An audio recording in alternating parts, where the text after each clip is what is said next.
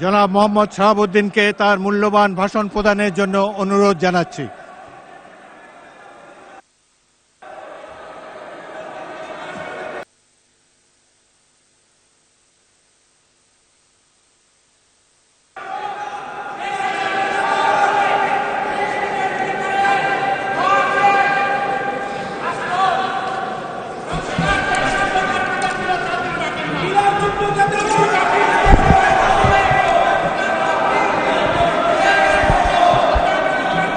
মাননীয় সদস্যবৃন্দ, সংসদের শৃঙ্খলা রক্ষা করুন। অনুগ্রহ করে নিজের আসনে বসে পড়ুন। রাষ্ট্রপতির ভাষণ শুনুন।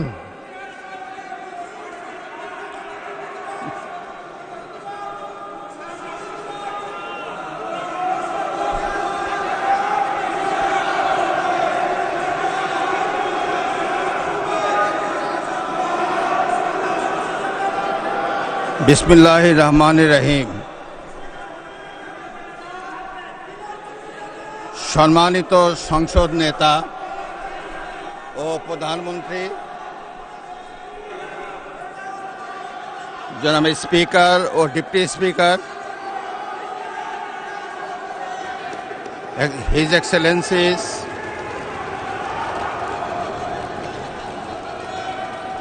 সম্মানিত সংসদ সদস্যবৃন্দ,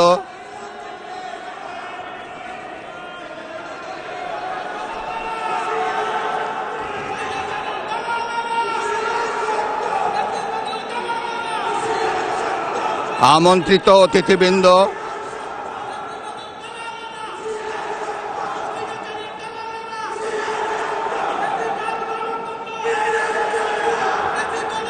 প্রিন্ট এবং ইলেকট্রনিক মিডিয়ার সম্মানিত সাংবাদিকবৃন্দ,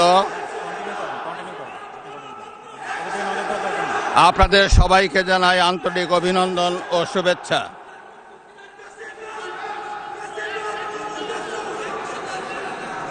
জনাব স্পিকার,